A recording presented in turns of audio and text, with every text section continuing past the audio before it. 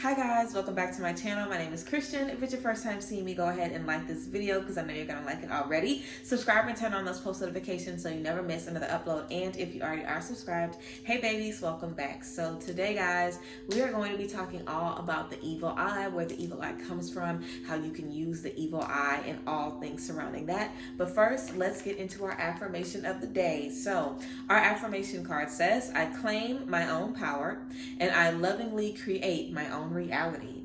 I claim my own power and I lovingly create my own reality.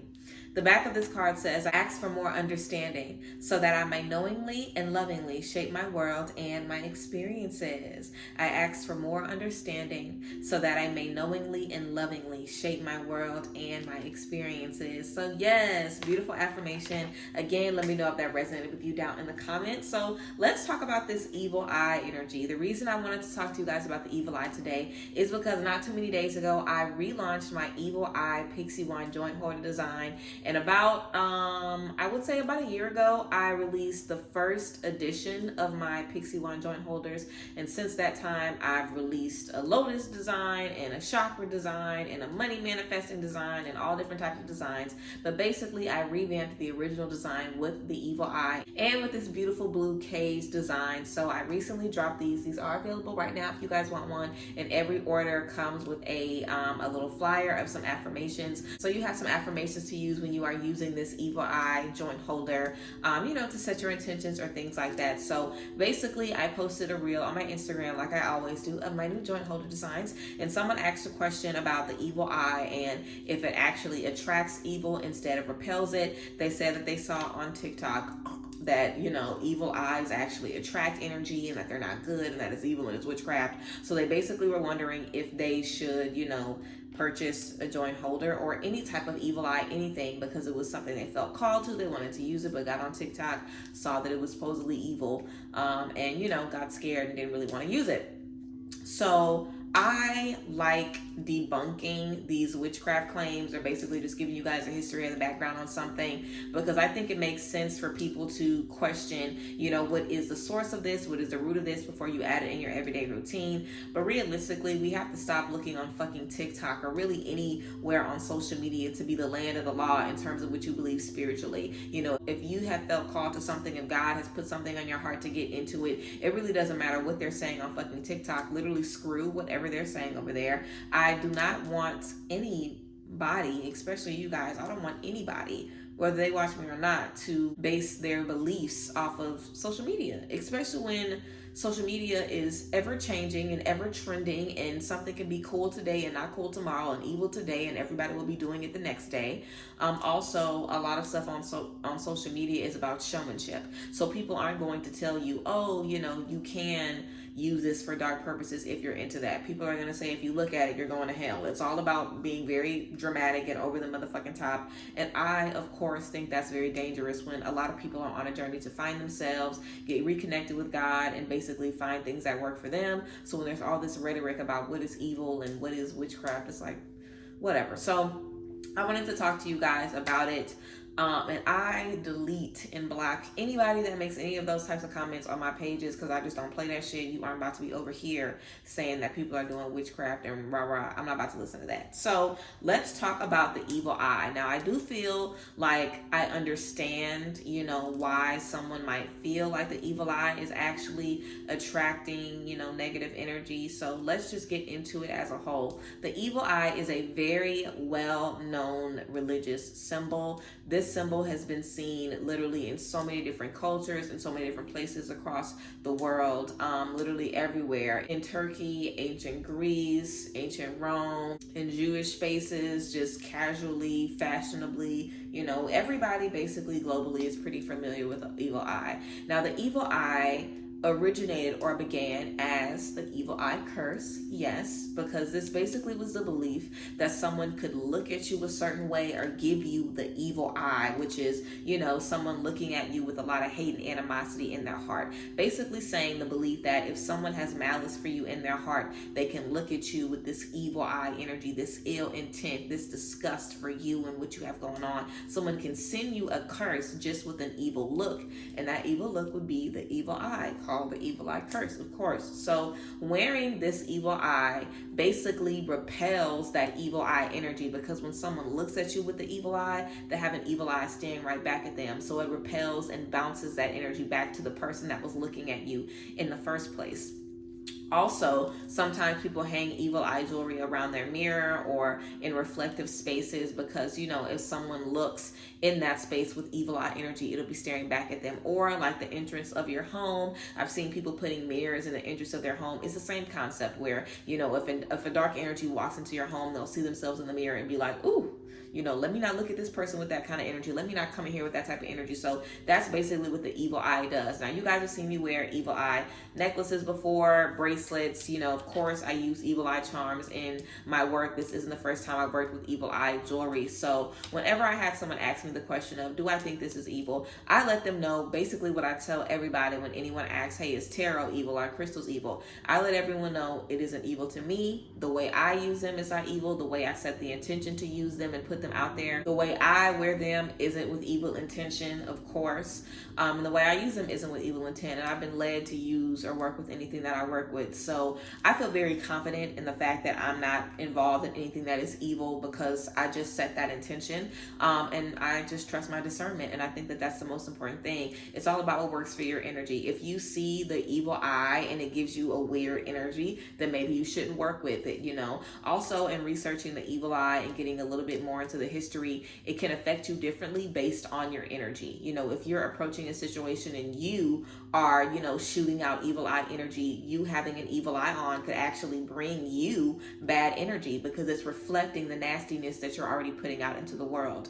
So there's a lot of different ways that that evil eye energy can connect with your energy. But I believe that if you are someone with good intentions and you are worried about other people sending you ill intentions, wearing an evil eye bracelet will definitely deflect those energies and make those energies go back to anyone that you have them around. Also, you don't ever have to charge evil eye pieces as well. They're already basically, you know, created with that energy and with that intention. It's been a symbol that's been around for thousands of years. It's been used in thousands of cultures. And again, everybody basically recognizes that evil eye. But definitely do not want you guys ever looking on social media after you've already said you want to use something and letting that deter you. Absolutely not. So again, when you're wearing your evil eye pieces, however you may wear them, sometimes they may break, or you may lose them, or certain things might happen to them. So let's get into that, because that's something people always ask about their evil eye jewelry.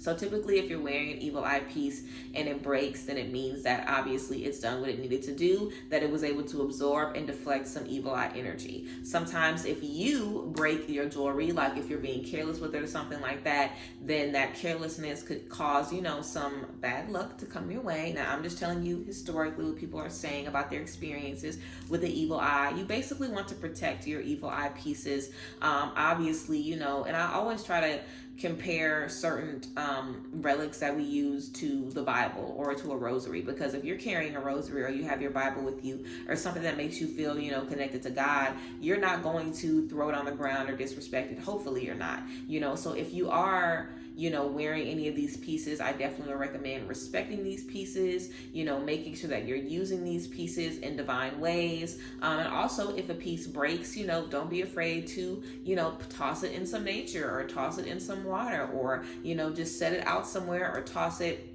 in your trash, you know, wherever you dispose. If you have a certain way that you dispose of releasing ritual work or, you know, intention work after you're finished with it, then you can dispose of it the same way. I wouldn't mind putting it in my garbage or, you know, putting it in nature or something like that. But typically, if it does break, then it can mean that that energy was absorbed. So typically you don't want to, you know, tie it back together and try to wear it again, because now it's absorbed whatever energy it was trying to deflect. So you want to get rid of it and, you know, get a new one if you feel called to get a new one. Some people think if it breaks, you immediately need to get a new one.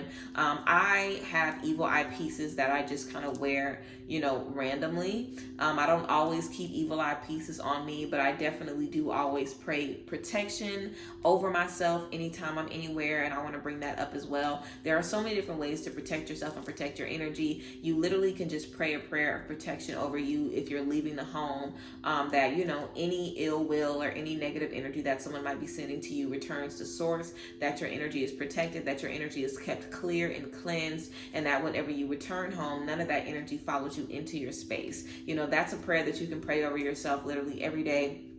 After you leave, you can say some affirmations of protection after you leave as well. Like I said, whenever you purchase the joint holder, you basically get a list of affirmations. So when you're using the joint holder, something like this, basically, let me see, of course I have roaches everywhere because I smoke every day.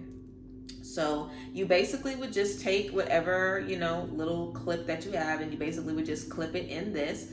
The clamps are, you know, adjustable, so you can open them up as wide as you need to and close them up as small as you need them to be closed. But you basically would just put your joint in here, use it however you would need to use it. And then while you're using it, you can walk around your home and repeat the affirmations, or just have the affirmations going in your mind. Or you can just use the affirmations on your own, you know, just as you're maneuvering. But some affirmations that you can use if you already have, you know, evil eye pieces and you want to meditate with them, you know, you can just ask that no negative energy follows you into your home, that your space is blessed, that every corner of your space adds, you know, beautiful things into your life, and that you're able to just kind of, you know, discern what is good energy and what isn't. I think that's a great thing to always pray for and set intention for, that you're able to distinguish between good and negative energies. So yeah, again, I think it's important to just understand that your energy is very important as well when you're working with different pieces like this. Again, if you're someone that is a big old evil eye, you might not want to get no evil eye jewelry. It might not be the best thing for you, you know what I'm saying? You really want to make sure when you're using these pieces that you're coming into it with the best of intention, of course. You can definitely attract some interesting energies to yourself if you're the one that's giving that bad vibe.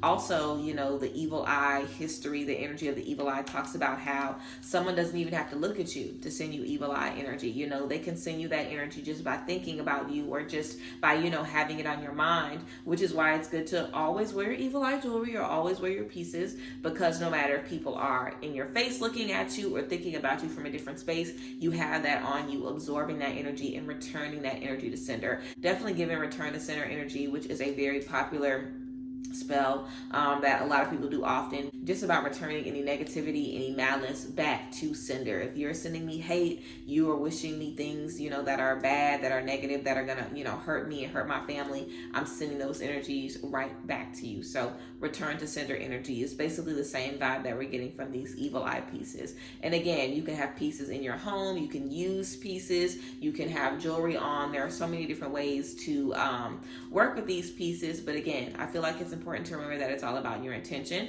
And also it's important to just be realistic, you know, like, do you need an evil eye piece because you've been nasty and now you're getting that karma back? Or do you need an evil eye piece because you're being attacked, you know, by evil eyes? So I definitely feel some people could have used evil eye jewelry or evil eye pieces and got some not so good energy, but it's not always about what you're using. A lot of times it's your energy not being in the right place, or it's just not for you. Like I always tell people, everything is not for everybody. So just because you use something and you necessarily don't get a good experience doesn't mean it's evil or it's witchcraft. Like I know a lot of people who do mirror work and they see their shadow for the first time and they see a demon, or they see something that scares the fuck out of them and they're like, ooh, I'm never doing this again. It doesn't mean that it's evil. You know, other people do mirror work all the time and it makes them fall back in love with themselves, and they see themselves the way God sees themselves. It's like a lot of the work that we're doing, you're going to get the energy that you're putting into it. So I'm not surprised that a lot of TikTok people are getting bad experiences when they're using evil eye stuff, just because a lot of people on TikTok literally be spewing whatever be popping up in their brain. So again, it's definitely about your intention, and it's definitely going to reflect those energies back wherever they come from. And you want to be mindful if the evil eye is coming from you, because a lot of times you can be your own evil eye. If you are looking at people sideways and sending people sideways energy, it could be literally coming right back to you.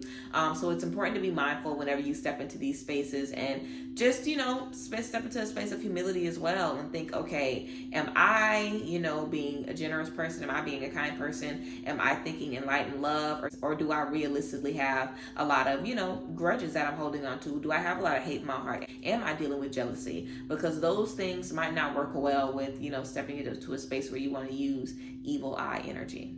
But yes, again, the evil eye is all about protection and reflecting those energies back to you. These joint holders specifically are also made with black obsidian crystal. Obsidian and black tourmaline are our two crystals that are always used for protection, but we have obsidian featured here. The great thing again about those evil eye pieces are that they are so strong on their own. You don't have to charge them. You literally can just throw that jewelry on, leave it out the house, and you are good. So I love evil eye pieces. I have several of them that I keep in my home and jewelry pieces that I wear from time to time, and I really enjoy wearing my pieces. So yes, I hope this gave you guys some background and some good valuable information about the history a little bit of the evil eye pieces and why people might be saying that, you know, they wore an evil eye and they stepped into some negative energy, and why people, you know, might be feeling that way about those things, and just the overall idea of the evil eye and the purpose of it, and the importance to check your own energy, because it will be reflecting those things back to you, and just how certain things on social media can trip you up. So yes, that is the tea. I hope you guys enjoyed this video. Let me know down below if you guys have had some questions about evil eye jewelry. Also, you can totally buy evil eye pieces for yourself.